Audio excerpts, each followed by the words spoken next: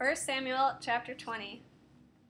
David fled from the prophet's dormitory in Ramah, returned to Yehonatan, and said, "What have I done? Where have I gone wrong? What sin have I committed that makes your father want to take my life?" Yehonatan replied, "Heaven forbid. You're not going to die. Look, my father does nothing important or unimportant without telling me first. So why should my father hide this from me? It just won't happen." In response, David swore, "Your father knows very well that you have made me your friend. This is why he will say, 'Yehonatan must not know this, or he will be unhappy.' As truly as Adonai lives, and as truly as you are alive, there is only a step between me and death." Yehonatan said to David, "Anything you want me to do for you, I'll do."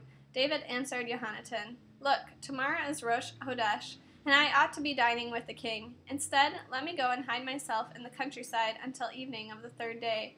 If your father misses me at all, say, 'David begged me to let him hurry to Beth-lehem, his city, because it's the animal sacrifice there for his whole family.' If he says, 'Very good,' then your servant will be all right. But if he gets angry, you will know that he has planned something bad. Therefore, show kindness to your servant, for you bound your servant to yourself by covenant before Adonai. But if I have done something wrong, kill me yourself. Why turn me over to your father?" Yehonatan said, "Heaven forbid, if I ever were to learn that my father had definitely decided to do you harm, wouldn't I tell you?" Then David asked Yehonatan, "Who will tell me in the event your father gives you a harsh answer?" Yehonatan said to David, "Come, let's go out in the countryside."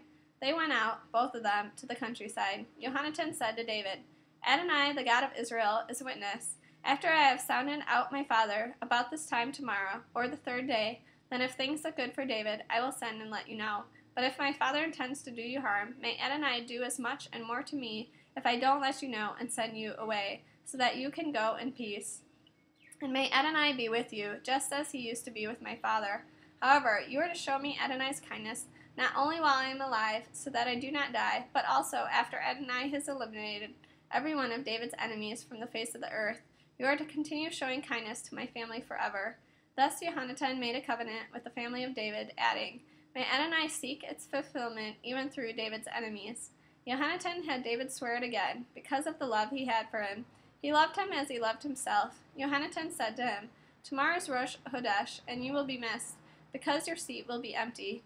The third day, hide yourself well in the same place as you did before. Stay by the departure stone. I will shoot 3 arrows to one side, as if I were shooting at a target. Then I will send my boy to recover them. If I tell the boy, 'They are here on this side of you, take them,' then come, it means that everything is peaceful for you. As Adonai lives, there's nothing wrong. But if I tell the boy, 'The arrows are out there beyond you,' then get going, because Adonai is sending you away. As for the matter we discussed earlier, Adonai is between you and me forever." So David hid himself in the countryside. When Rosh Hodesh came, the king sat down to eat his meal. The king sat at his usual place by the wall.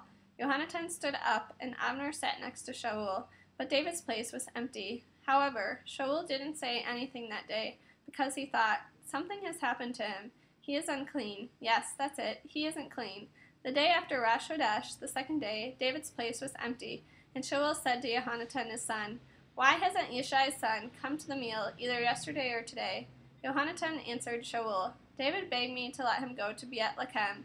He said, 'Please let me go, because our family has a sacrifice in the city, and my brother demanded that I come. So now, if you look at me favorably, please let me get away and see my brothers. That's why he hasn't come to the king's table.'" At that, Shaul flew into rage at Yehonatan and said, "You crooked rebel, don't I know that you've made the son of Yishai your best friend? You don't care that you're shaming yourself and dishonoring your mother, do you? Because as long as the son of Yishai lives on this earth, neither you nor your kingdom will be secure. Now send and bring him here to me. He deserves to die." Yehonatan answered Shaul his father, "Why should he be put to death? What has he done?" But Shaul threw his spear at him, aiming to kill. Yehonatan could no longer doubt that his father was determined to put David to death. Yehonatan got up from the table in a fury, and he ate no food the second day of the month, both because he was upset over David and because his father had put him to shame. The next morning, Yehonatan went out into the country at the time he had arranged with David, taking with him a young boy. He told the boy, "Now run and find the arrows I am about to shoot." As the boy ran, he shot an arrow beyond him. When the boy reached the place where the arrow was that Yehonatan had shot, Yehonatan shouted at the boy, "Isn't that arrow beyond you?" Jonathan continued shouting after the boy, "Quick, hurry, don't just stand there." Jonathan's boy gathered the arrows and returned to his master, but the boy didn't understand anything about the matter. Only Jonathan and David understood. Jonathan gave his weapons to his boy and said to him, "Go, carry them to the city." As soon as the boy had gone, David got up from a place south of the stone, fell face down on the ground, and prostrated himself 3 times. And they kissed one another and wept with each other, until it became too much for David. Jonathan said to David, "Go in peace, because we have sworn, both of us, in the name of Adonai, that Adonai will be between me and you, and between my descendants and yours forever."